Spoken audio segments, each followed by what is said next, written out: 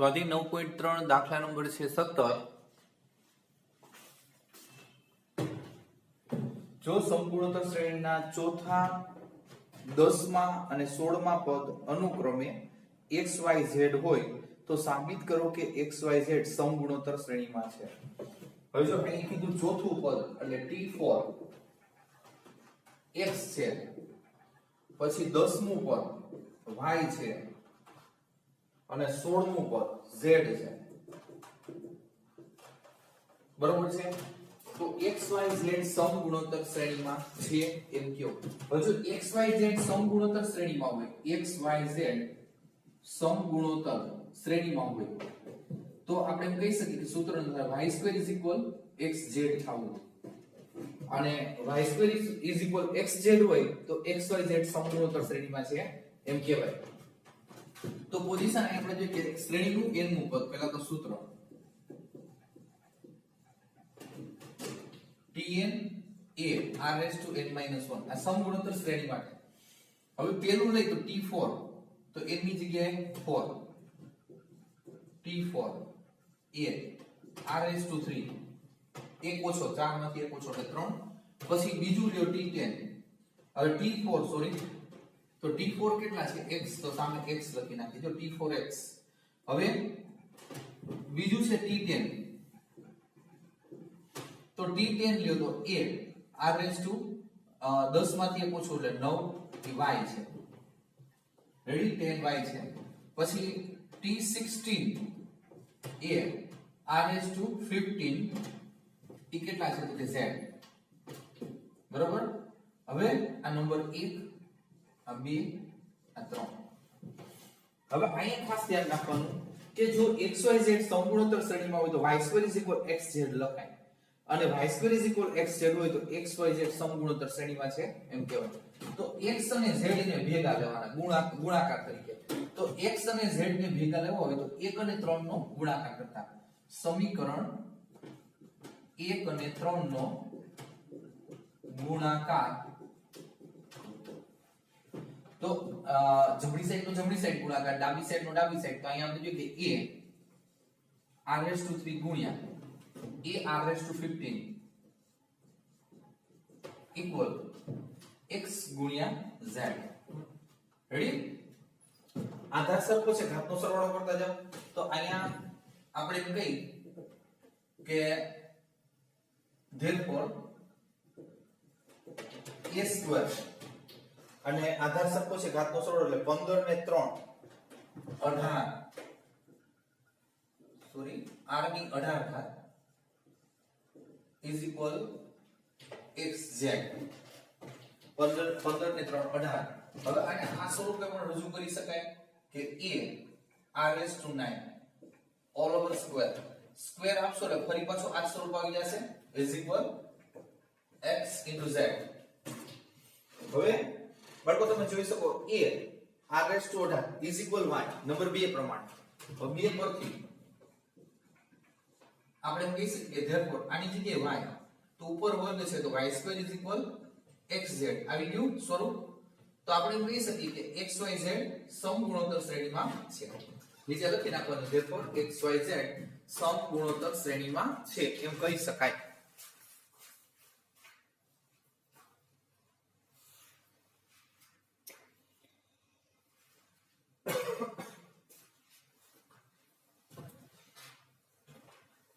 Number 18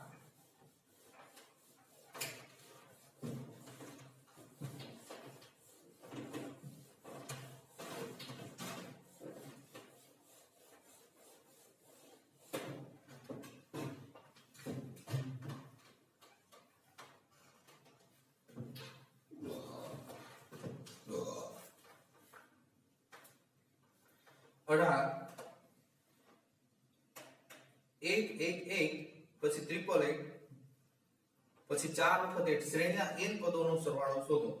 તો ધારો કે સરવાળો Sn is equal 8 plus 8 8 plus 8 8 8 plus up to n પદ, બરોબર, n પદ સુધીનો સરવાળો આપણે શોધવાનો છે.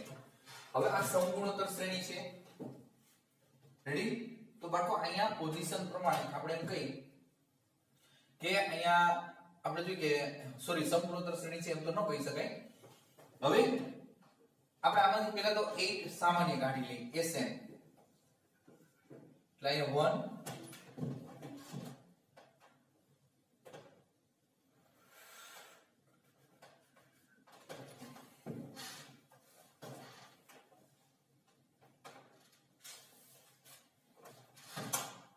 પછી અહીંયા 1 1 1 1 1 અપ ટુ n પદ સુધી. આ કામ n પદ સુધી કરવાનું. આપણે 8 કોમન કાઢ્યા બધેમાં. હવે ઉપર નીચે 9 વડે ગુણવાના છે. તો હું અહીંયા 9 તો બહાર મૂકી દઉં છું, ઉપર 9 વડે ગુણી અંદર ગુણી નાખું છું. તો અહીંયા 9 વડે ગુણી એટલે 99 999. આવું કામ n પદ સુધી કરવાનું. બરોબર? જો ઉપર નીચે મેં 9 વડે, પણ ઉપરના 9 છે ને કાઉન્સ સાથે અંદર લઈ લીધા છે. હવે 8/9 આ 9 છે એની રજૂઆત 10 - 1 એટલે 9 થશે. સેમ પોઝિશન 100 - 1 99 થઈ જાય. પછી ઈ જ રીતે 1000 - 1 અપ ટુ n પદ સુધી. રેડી? હવે બટ આને 8/9 અત્યારે એમનું રાખું છું. હવે અહીંયા 10 100 1000 વાળું પદ હું અલગ કરી નાખું છું.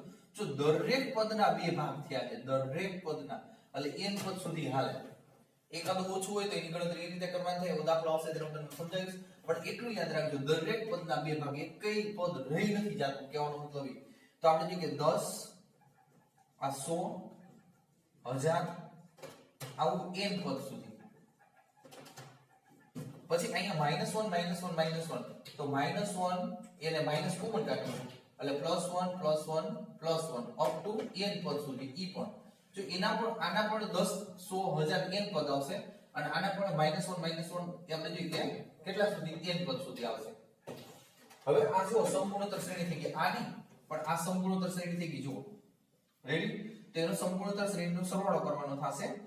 તો a આપણે કહી શકીએ 10 r બીજું ભાગ્યા પહેલું, તો ઈ 10 ગ્રેટર ધેન 1 થશે.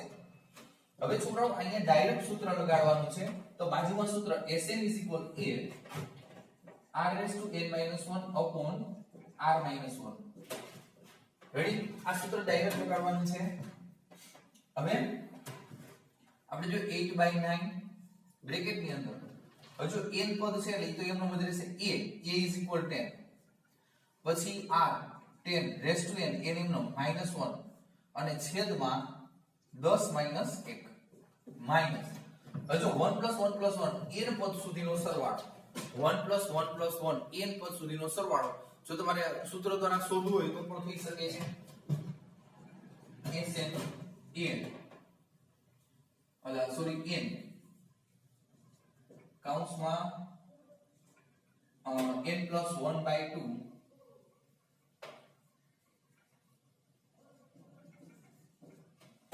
બરોબર. તો આ સૂત્ર દ્વારા આપણે શોધવાનું થાય, પણ આ કઈ જરૂર નથી. બરોબર છે? Sn a n કૌંસમાં n + 1/2 પણ આ સૂત્ર દ્વારા મળી શકે છે આનો સરવાળો. પણ તમારે આવું કરવા કરતા જો બાળકો આપણે n પદ સુધીનો સરવાળો એટલે n, ધારો કે 2 + 2 + 2 n પદ સુધી જોતો તો 2n થાય. 3 + 3 + 3 n પદ સુધીનો સરવાળો આપણે જોઈએ કે 3n થાય. તો અહીંયા ડાયરેક્ટ આપણે n જ મૂકી દેવાનું જેથી કરીને સરળતા રહે. હવે થોડુંક સાદુરૂપ છે.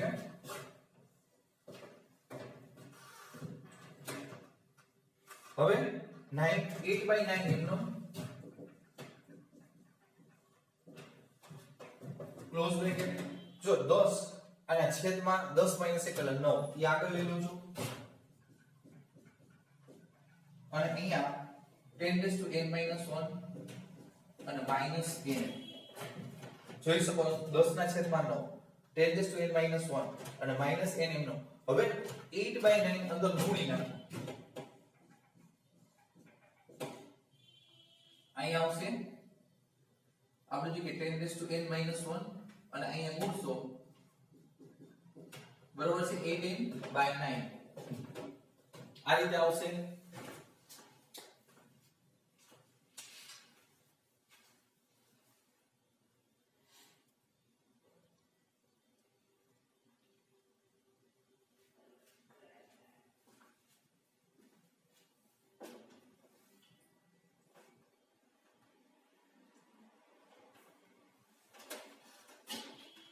છોકરા દાખલો બોર્ડની એક્ઝામમાં પણ 3 થી 4 વખત પૂછાઈ ગયેલો છે જ્યારે બોર્ડની એક્ઝામ લેવાતી 11 માં ત્યારે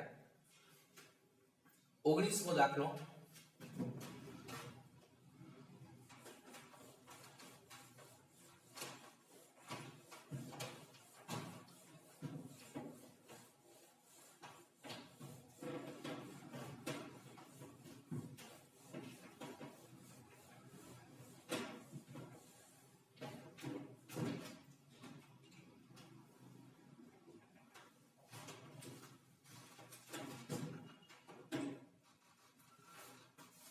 બે શ્રેણીઓ આપી છે કે શ્રેણીઓ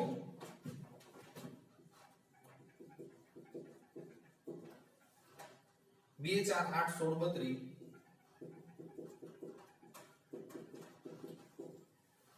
પછી બીજી શ્રેણી આપી છે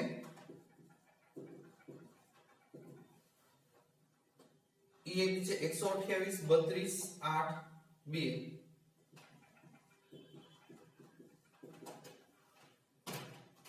અને 1/2 ના સગત પદોનો ગુણાકારનો સરવાળો શોધો હવે આ બે શ્રેણીના પદોને સંગત ગુણાકાર શોધો એટલે બે શ્રેણીના ક્રમિક પદોનો ગુણાકાર કરવાનો તો નવી બનતી શ્રેણી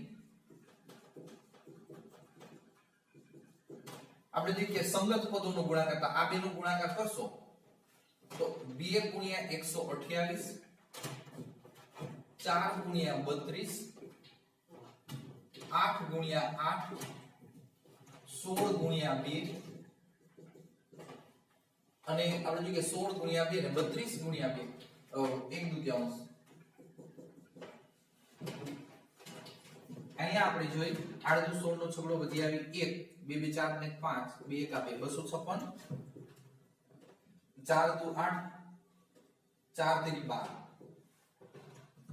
અહીં 64 32 અને 16 હવે a = 256 બરોબર r = બીજું ભાંગા પેલું 128 256 હવે અહીં આપણે જે કે ભાગાકાર કરવાનો રહેશે 128 દુ આડું 16 નો છગડો વધી આવી 2 2 4 ને 5 128 દુ 256 1/2 less than 1 અને ટોટલ પદ છે 2 2 4 ને 5 n = 5 તો અહીંયા બાળકો સરવાળો sn a 1 - r/n upon 1 - r total 5 पद s5 = a 256 1 - r = 1/2 raised to 5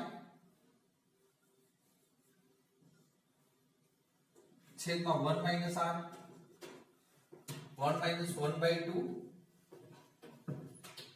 આ 256 એમનો બ્રેકેટ ની અંદર 1 - 1 ના છેદમાં લગભગ 32 થશે 2 * 2 એટલે 4 4 8 8 16 16 32 બરોબર અને છેદમાં 1/2 1 - 1/2 = 1/2 હવે અહીંયા 256 * 2 અને અહીંયા 32 - 1 લસા લઈ 32 - 1 લસા લઈ લ્યો હવે જોઈ કે 32 એટલે અહીંયા આપણે જોઈએ કે 16 દુ 32 16 256 ભાગ્યા 32 સોરી 16 આવશે 16 એકા 16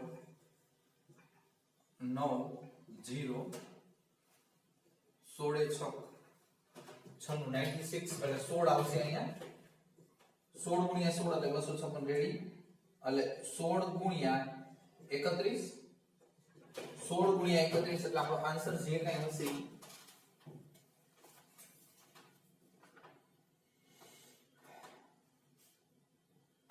496 આ રીતે આપણે જે સાદું આપવાનું છે ખાસ ધ્યાન રાખજો ગુણાકાર આપણે જે કેલ્ક્યુલેટર ની મદદથી કરવાના છે